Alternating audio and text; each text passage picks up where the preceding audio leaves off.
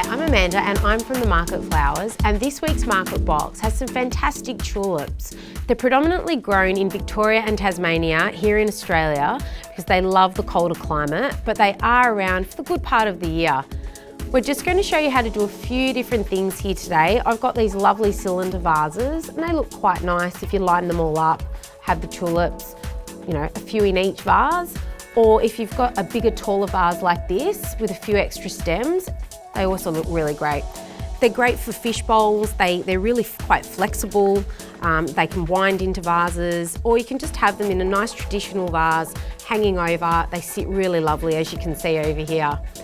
So when you first receive your tulips, don't be concerned if they're quite green. They generally will look like that, and that's exactly what you want so that you're getting the best life out of them.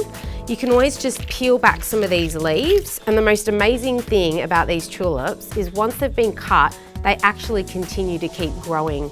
So when you're popping them into a vase, if you just cut them perhaps the head of the tulip a little bit shorter than what you would want them, and then in the next few days they grow into the vase.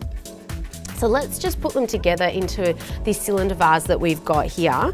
So if you just get one of your tulips, your taller ones, and line it up against the cylinder here, just give it a snip to around about where you would want it. And as you can see, we're going to want that a little bit shorter, so we'll just give it another little cut.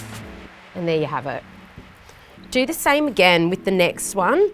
Line up the heads and then just cut the stem a little bit shorter than the first one so that you can get that staggered effect that we've got over here.